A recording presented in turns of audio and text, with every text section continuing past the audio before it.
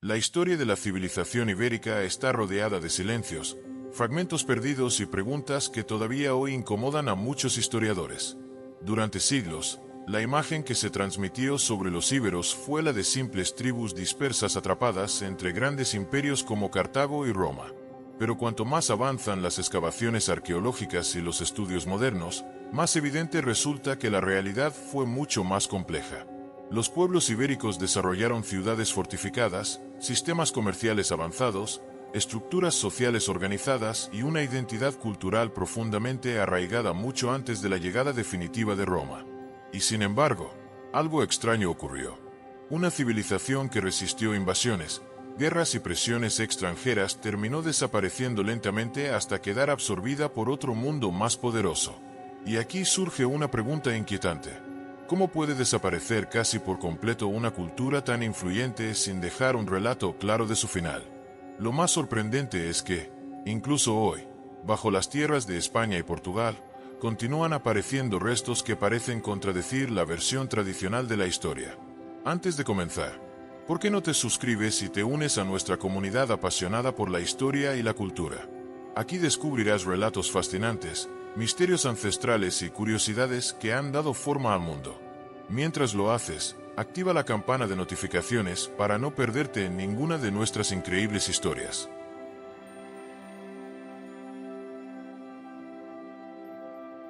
El nacimiento de la civilización ibérica no ocurrió en un momento exacto ni bajo el liderazgo de un único rey. Fue un proceso lento, complejo y profundamente influenciado por la geografía de la península ibérica.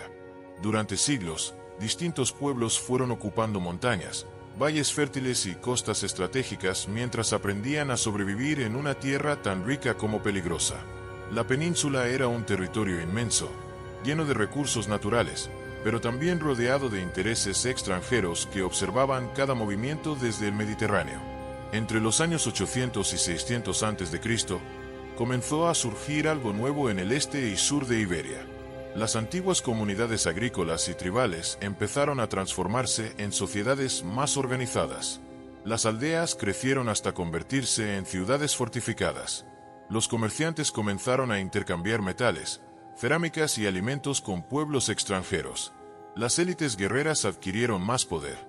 Poco a poco, los pueblos ibéricos dejaron de ser simples comunidades aisladas y empezaron a desarrollar una identidad cultural reconocible. La península ibérica era diferente al resto de Europa occidental. Sus costas facilitaban el contacto marítimo con fenicios, griegos y cartagineses. Sus montañas protegían comunidades enteras de invasiones rápidas. Sus ríos permitían agricultura abundante y transporte comercial. Y sus minas eran consideradas una auténtica fortuna para cualquier potencia extranjera. Plata, cobre, hierro y estaño salían constantemente del subsuelo ibérico. Algunos historiadores modernos creen que pocas regiones del Mediterráneo antiguo concentraban tantos recursos estratégicos en un mismo territorio. Los fenicios fueron los primeros en comprender el potencial económico de Iberia. Procedentes del actual Líbano, eran navegantes y comerciantes extremadamente experimentados. Fundaron colonias costeras como Gadir, Malaca y Sexi, actuales Cádiz, Málaga y Almuñécar. A través de estas ciudades comenzaron a establecer rutas comerciales permanentes. Pero lo más importante no fue solamente el intercambio de productos. Los fenicios llevaron consigo conocimientos avanzados sobre escritura, navegación, metalurgia y organización comercial. Los íberos absorbieron esas influencias rápidamente. Aprendieron técnicas de fundición de metales más eficientes. Incorporaron alfabetos adaptados a sus lenguas. Mejoraron la construcción de armas y herramientas. Desarrollaron sistemas comerciales cada vez más complejos. Lo peligroso era que mientras los pueblos ibéricos crecían y se fortalecían, también aumentaba el interés extranjero por dominarlos. La sociedad ibérica estaba organizada alrededor de ciudades independientes llamadas oppida. Estas ciudades funcionaban como centros políticos, militares y económicos. No existía un gobierno unificado para toda Iberia. Cada pueblo poseía sus propios líderes, leyes y alianzas. Sin embargo, compartían muchas costumbres y creencias que los diferenciaban de otros pueblos europeos. La ubicación de las ciudades nunca era casual. Los íberos elegían colinas elevadas o zonas naturalmente protegidas para construir sus asentamientos. Desde allí podían vigilar caminos, ríos y movimientos enemigos. Las murallas eran gruesas y resistentes. Algunas puertas de acceso estaban diseñadas para obligar a los invasores a avanzar lentamente mientras eran atacados desde arriba. La guerra formaba parte permanente de la realidad ibérica. No solamente existían conflictos contra extranjeros, también había rivalidades entre pueblos vecinos. La psicología de la civilización ibérica fue moldeada precisamente por esa presión constante. La inseguridad territorial creó sociedades profundamente desconfiadas, pero también extremadamente resilientes. Los niños crecían observando entrenamientos militares, ceremonias religiosas y disputas por tierras o recursos. Desde jóvenes aprendían que la supervivencia dependía de la fuerza colectiva y del honor personal. El honor era uno de los pilares emocionales más importantes dentro de la cultura ibérica. La reputación de un guerrero afectaba a toda su familia y comunidad. Mostrar cobardía en combate podía convertirse en una vergüenza transmitida durante generaciones. Los relatos romanos posteriores describieron a muchos guerreros ibéricos como combatientes capaces de soportar heridas graves sin abandonar la batalla. Para ellos, morir luchando era preferible a vivir humillados. Los aristócratas guerreros dominaban la estructura jerárquica. Eran propietarios de tierras, minas y rebaños. Controlaban el comercio y dirigían las defensas militares. También actuaban como jueces y líderes políticos. La riqueza se reflejaba claramente en sus viviendas, armas y tumbas. Muchas sepulturas aristocráticas contenían espadas decoradas, cascos de bronce, joyas importadas y cerámicas de lujo traídas desde Grecia o Fenicia. Debajo de la aristocracia existían agricultores, artesanos, comerciantes y pastores. Los artesanos eran especialmente valorados debido a la calidad de la metalurgia ibérica. Los herreros producían armas de enorme prestigio. La falcata ibérica se convirtió en una de las espadas más temidas de la antigüedad. Su diseño curvo permitía golpes devastadores capaces de atravesar armaduras enemigas. La economía ibérica dependía de varios pilares fundamentales. La agricultura sostenía a la población mediante cultivos de trigo, cebada, vid y olivo. La ganadería proporcionaba carne, leche, lana y animales de transporte. La minería generaba riqueza extraordinaria. Y el comercio marítimo conectaba a Iberia con el Mediterráneo entero. Los mercados eran espacios esenciales dentro de las ciudades. Allí circulaban alimentos, armas, tejidos, herramientas y productos importados. Algunos comerciantes alcanzaban gran riqueza y establecían relaciones con fenicios y griegos. El comercio no solamente transformó la economía, también cambió la mentalidad de muchos pueblos ibéricos. Las ciudades más cercanas a la costa comenzaron a adoptar costumbres extranjeras, estilos artísticos y formas de vestir más sofisticadas.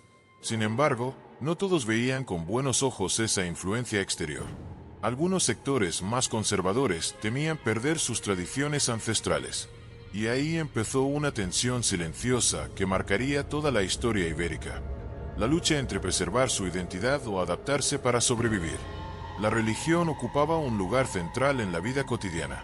Los íberos creían que el mundo estaba lleno de fuerzas invisibles conectadas con la naturaleza. Montañas, cuevas, bosques y ríos eran considerados lugares sagrados.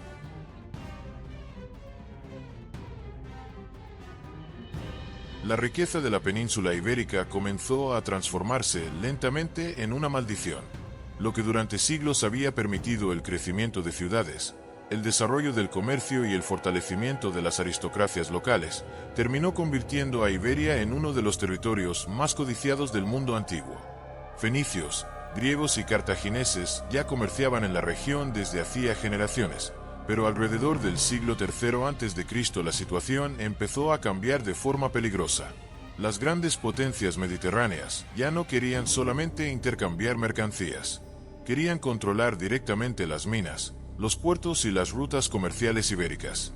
Las minas del sur peninsular producían cantidades extraordinarias de plata. Algunas zonas de Sierra Morena y del Valle del Guadalquivir eran consideradas auténticos tesoros naturales. La extracción de metales impulsó enormes redes económicas que conectaban Iberia con el norte de África, Italia, Grecia y el Oriente Mediterráneo. El dinero obtenido gracias a la plata ibérica llegó a financiar guerras, construcciones monumentales y expansiones imperiales en otros territorios. Los íberos comprendían perfectamente el valor de esos recursos. Las élites aristocráticas utilizaban parte de esa riqueza para fortalecer sus ciudades, contratar guerreros y ampliar sus influencias políticas. Las viviendas de los sectores más privilegiados comenzaron a llenarse de objetos importados, cerámicas griegas decoradas, joyas fenicias, tejidos orientales y armas elaboradas con diseños extranjeros. La riqueza ya no solamente representaba estabilidad económica, se había convertido en una demostración visible de prestigio y poder. Pero aquella prosperidad también empezó a cambiar la psicología de muchas ciudades ibéricas. Algunas aristocracias comenzaron a depender demasiado del comercio exterior. Los líderes locales competían entre sí por obtener mejores acuerdos con comerciantes fenicios o cartagineses. Mientras unas ciudades se enriquecían rápidamente, otras quedaban rezagadas. Esa desigualdad generó tensiones internas que poco a poco debilitaron la posibilidad de una unidad política sólida. En las zonas costeras, la vida cotidiana empezó a transformarse profundamente. Los mercados crecían cada año. Llegaban barcos cargados de aceite, vino, perfumes, armas y objetos de lujo. Las ciudades portuarias se convirtieron en lugares donde convivían distintas lenguas, culturas y costumbres. Algunos íberos comenzaron incluso a adoptar estilos de vestimenta inspirados en comerciantes griegos y fenicios. La influencia extranjera ya no era solamente económica, empezaba a penetrar en la identidad cultural de la sociedad. Sin embargo, no todos aceptaban esos cambios con tranquilidad. Muchos sectores tradicionales observaban con preocupación cómo las costumbres ancestrales comenzaban a mezclarse con prácticas extranjeras. Algunos líderes temían que la dependencia comercial terminara debilitando la independencia política de sus pueblos. Y justamente ahí comenzó uno de los grandes dilemas de Iberia.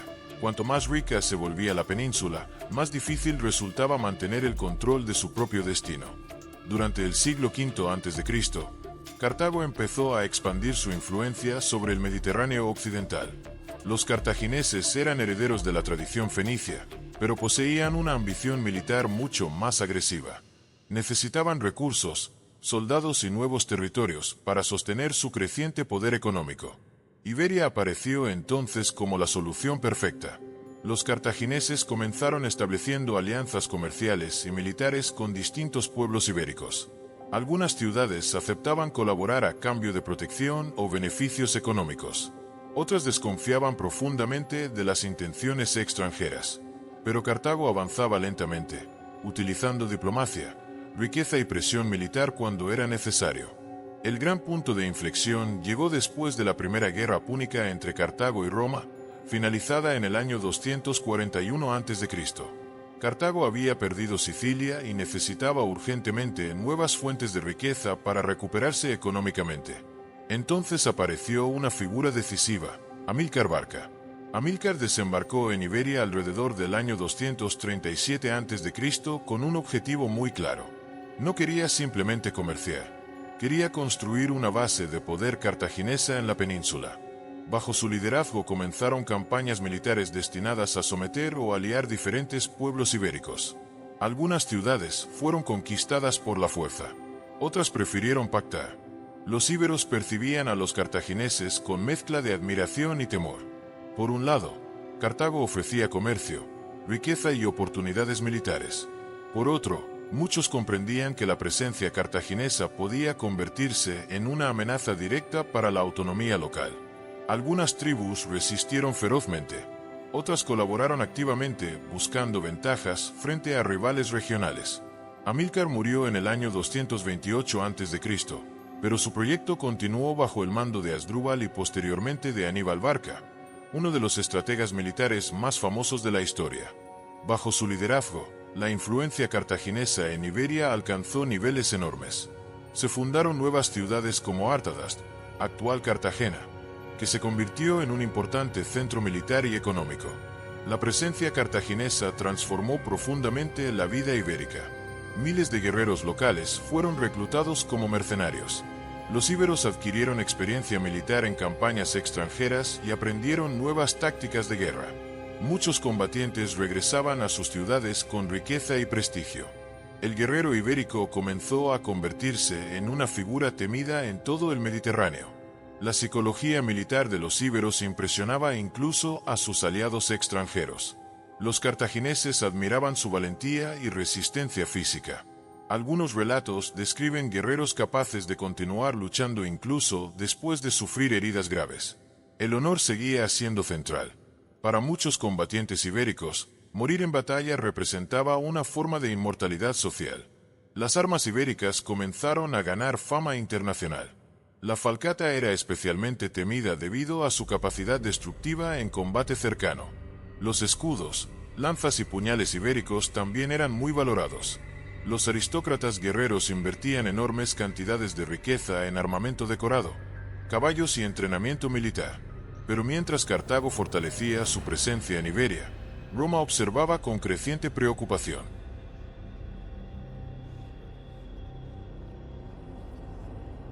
La llegada de Roma a la península ibérica marcó el inicio de uno de los periodos más violentos y traumáticos de toda la historia antigua de Iberia.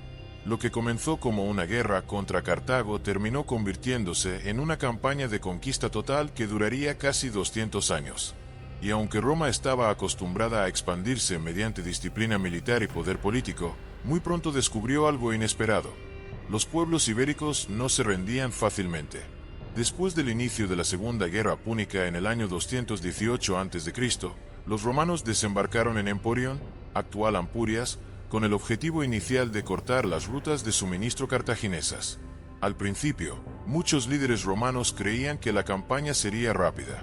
Pensaban que bastaría con derrotar a los cartagineses para controlar el territorio. Pero la realidad fue completamente distinta. Los pueblos ibéricos no actuaban como un enemigo tradicional. No existía una capital única que pudiera ser tomada para terminar la guerra. No había un solo rey cuya derrota significara el colapso de toda la región. Cada ciudad, cada tribu y cada líder local reaccionaba de manera diferente. Algunas comunidades apoyaban temporalmente a Roma para liberarse de Cartago. Otras permanecían fieles a los cartagineses. Muchas simplemente intentaban sobrevivir en medio del caos. La península se convirtió rápidamente en una tierra de alianzas inestables, traiciones y rebeliones constantes. Los romanos comenzaron a experimentar algo que los desesperaría durante generaciones: la guerra interminable. La psicología de resistencia de los pueblos ibéricos sorprendió profundamente a las legiones romanas. Los guerreros locales conocían perfectamente el terreno. Utilizaban montañas, bosques y pasos estrechos para lanzar emboscadas rápidas y desaparecer antes de enfrentar una batalla abierta. Roma estaba acostumbrada a enemigos que luchaban en formaciones organizadas y relativamente previsibles. En Iberia encontraron un tipo de guerra completamente diferente. Los íberos comprendían que enfrentarse directamente al poder militar romano podía ser suicida. Por eso muchos líderes adoptaron tácticas de desgaste. Atacaban convoys, destruían suministros, realizaban incursiones nocturnas y obligaban a las legiones a moverse constantemente por territorios hostiles. El miedo psicológico empezó a afectar incluso a soldados experimentados. Algunos historiadores romanos describieron Iberia como una de las regiones más difíciles de pacificar de toda la República. El clima extremo en ciertas zonas, las enormes distancias y la hostilidad constante agotaban física y mentalmente a las tropas. Las campañas podían durar años sin resultados definitivos. Y mientras Roma intentaba consolidar su dominio, surgieron figuras que se convertirían en símbolos legendarios de resistencia. Entre todas ellas, una destacó por encima del resto: Viriato. Viriato apareció alrededor del año 147 a.C. en el contexto de las guerras lusitanas. Aunque pertenecía al ámbito lusitano, ubicado principalmente en el oeste peninsular, su figura terminó representando la resistencia indígena de gran parte de Iberia frente a Roma. Según las fuentes antiguas, había sido pastor antes de convertirse en líder militar.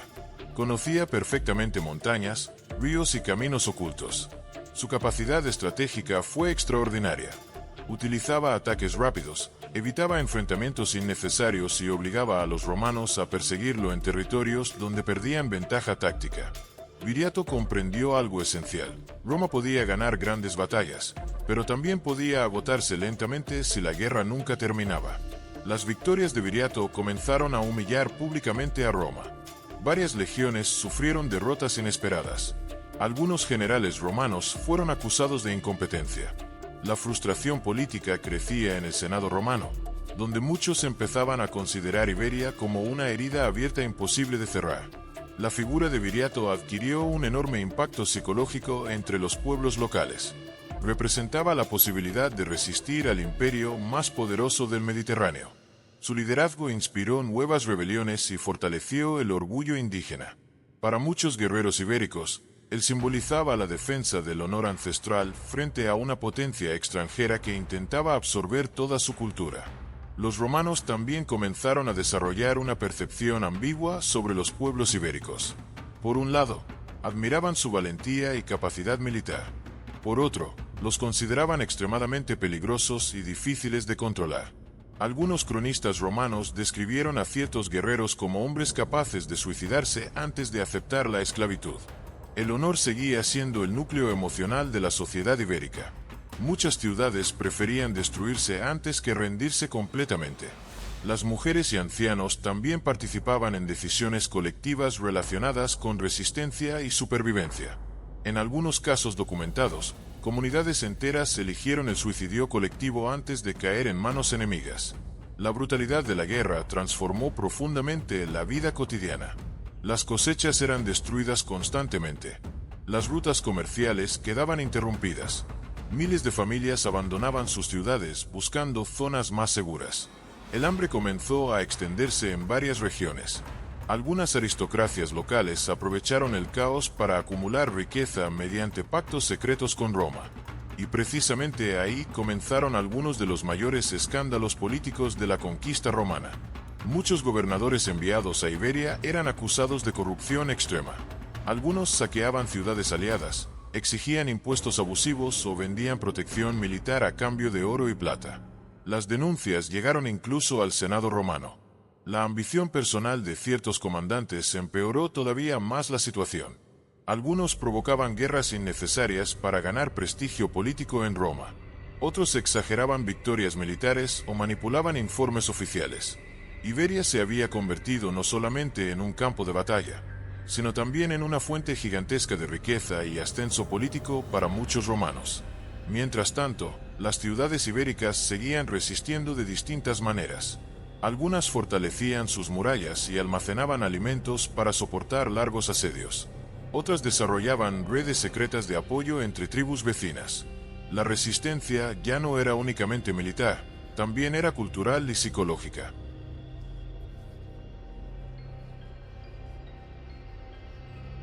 Con el paso de las décadas, la presencia romana dejó de sentirse como una ocupación militar temporal y comenzó a convertirse en una nueva realidad permanente dentro de la península ibérica.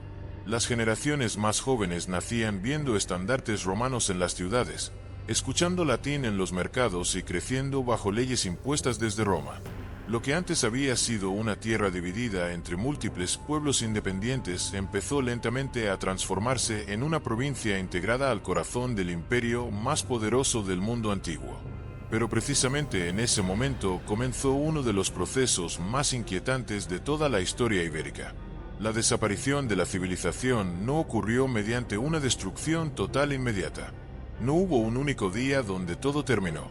Fue mucho más silencioso, mucho más lento, y quizás por eso resulta todavía más perturbador. Los antiguos pueblos ibéricos comenzaron a perder su identidad gradualmente mientras intentaban adaptarse a un nuevo sistema político y económico. Roma no solamente conquistaba territorios, también absorbía culturas, y lo hacía con enorme inteligencia estratégica. Sabía que una población completamente destruida producía menos riqueza que una población integrada al imperio. Por eso muchas ciudades conservaron parte de sus élites locales. Los aristócratas ibéricos que aceptaban colaborar podían mantener tierras, privilegios y prestigio social. Algunos incluso recibieron ciudadanía romana. Este mecanismo generó una transformación psicológica muy profunda dentro de la sociedad. Las antiguas familias guerreras empezaron a comprender que el camino hacia el poder ya no dependía únicamente del combate o de la lealtad tribal. Ahora el ascenso social también pasaba por aprender latín, adoptar costumbres romanas y demostrar fidelidad al imperio. Poco a poco, la vieja aristocracia indígena comenzó a convertirse en una nueva élite hispano-romana. Y ahí apareció uno de los cambios más peligrosos para la supervivencia cultural de Iberia. Las nuevas generaciones empezaron a admirar aquello que antes sus antepasados habían combatido. Las ciudades cambiaron rápidamente. Los antiguos oppida fortificados fueron modificados siguiendo modelos urbanos romanos. Aparecieron foros, acueductos, termas, anfiteatros y templos dedicados a dioses del panteón romano. Las calles comenzaron a organizarse de manera más geométrica. La arquitectura indígena empezó a mezclarse con columnas, mosaicos y edificios administrativos inspirados directamente en Italia. El paisaje urbano reflejaba una nueva realidad psicológica. Roma quería que sus provincias se parecieran a Roma. Cuanto más similares fueran las ciudades conquistadas a las ciudades romanas, más fácil sería consolidar el control imperial. La economía experimentó una transformación gigantesca. Las minas ibéricas comenzaron a explotarse a niveles nunca antes vistos. La plata de Hispania se convirtió en una de las principales fuentes de riqueza del imperio. Miles de trabajadores, incluidos esclavos y poblaciones sometidas, fueron utilizados para mantener una producción constante. Las rutas comerciales crecieron enormemente. Los puertos hispanos comenzaron a exportar aceite de oliva, vino, metales y trigo hacia distintas regiones del Mediterráneo. Algunas ciudades prosperaron económicamente como nunca antes. Tarraco, Córdoba y Cartago Nova se transformaron en centros fundamentales del comercio romano occidental. Sin embargo, esa prosperidad estaba profundamente desequilibrada. Gran parte de la riqueza producida abandonaba la península para sostener guerras, construcciones monumentales y gastos políticos en Roma. Las provincias existían para alimentar el poder imperial. La vida cotidiana también comenzó a cambiar en aspectos pequeños pero muy significativos. Las formas de vestir evolucionaron. Los nombres romanos empezaron a reemplazar nombres indígenas. El latín se convirtió en la lengua principal del comercio y de la administración pública. Las antiguas lenguas ibéricas fueron desapareciendo lentamente. Y precisamente ahí se encuentra uno de los mayores misterios históricos. Hasta hoy, muchos textos ibéricos siguen sin ser completamente descifrados. Existen inscripciones, símbolos y fragmentos escritos que todavía generan debate entre especialistas. Eso significa que parte de la voz original de esta civilización permanece atrapada en el silencio desde hace más de 2000 años. Porque cuando una lengua desaparece, no solamente se pierden palabras, también desaparece una manera distinta de entender el mundo. La religión indígena sufrió transformaciones profundas. Los antiguos santuarios relacionados con montañas, cuevas y fuerzas naturales comenzaron a perder importancia frente a los cultos romanos oficiales. Sin embargo, Roma solía permitir cierta mezcla religiosa mientras no amenazara el orden imperial. Muchos dioses locales fueron fusionados con divinidades romanas.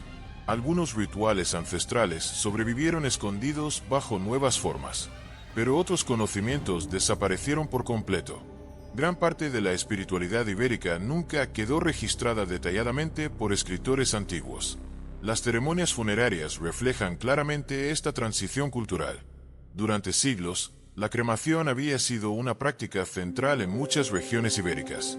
Los guerreros eran enterrados con armas, joyas y objetos personales que simbolizaban prestigio y continuidad espiritual.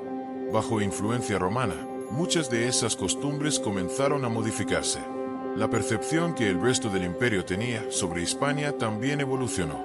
En un principio, Roma veía a la península como una región rebelde y peligrosa, pero con el paso del tiempo comenzó a considerarla una provincia valiosa y relativamente estable.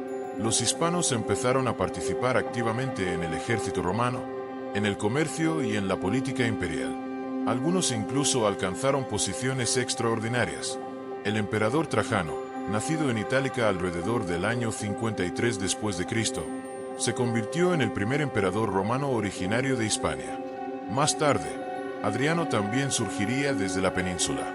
Esto demuestra hasta qué punto Roma terminó integrando completamente a ciertas élites hispanas dentro de su estructura de poder.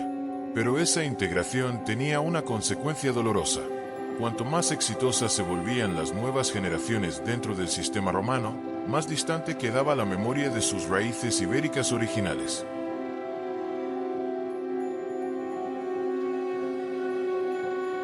La historia de la civilización ibérica es la historia de un pueblo que nació rodeado de amenazas, creció entre imperios ambiciosos y luchó durante generaciones por conservar su identidad. Durante siglos, los íberos construyeron ciudades fortificadas, dominaron rutas comerciales, explotaron algunas de las minas más ricas del Mediterráneo y desarrollaron una cultura sofisticada mucho antes de la llegada definitiva de Roma. Pero también vivieron atrapados en una realidad peligrosa. Habitaban una tierra demasiado valiosa para permanecer en paz.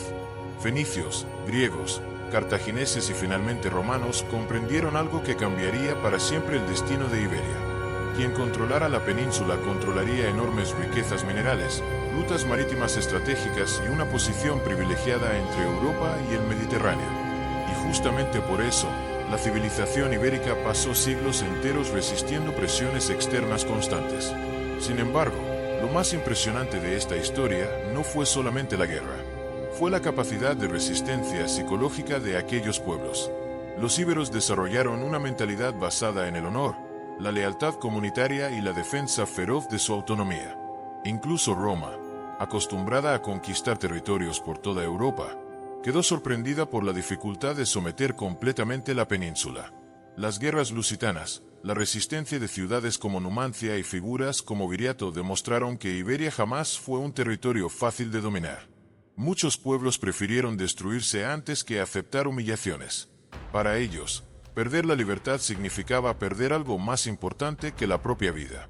Pero con el paso del tiempo apareció un enemigo mucho más complejo que las legiones romanas: la absorción cultural. Roma entendió que para controlar verdaderamente Iberia no bastaba con ganar batallas. Era necesario transformar la mentalidad de la población. Y poco a poco lo logró. Las élites locales comenzaron a integrarse al sistema imperial. El latín reemplazó a antiguas lenguas. Los templos romanos ocuparon espacios sagrados indígenas. Las nuevas generaciones crecieron admirando el poder de Roma mientras olvidaban lentamente parte de sus raíces ancestrales.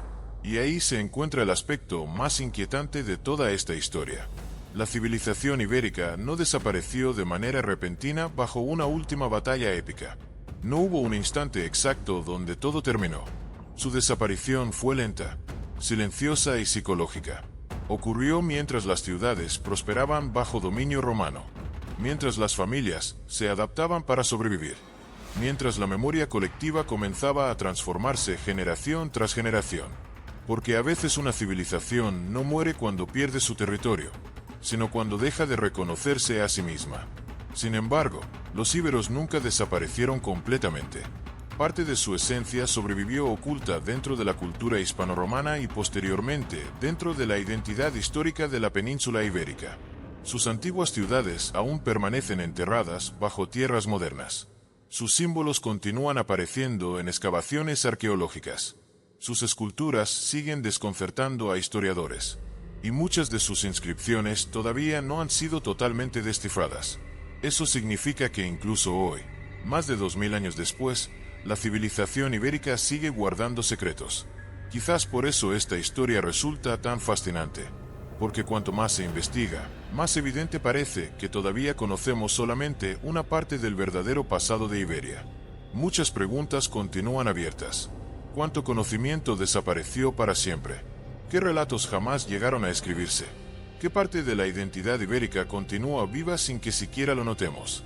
Lo cierto es que la historia de los íberos nos deja una reflexión profundamente humana.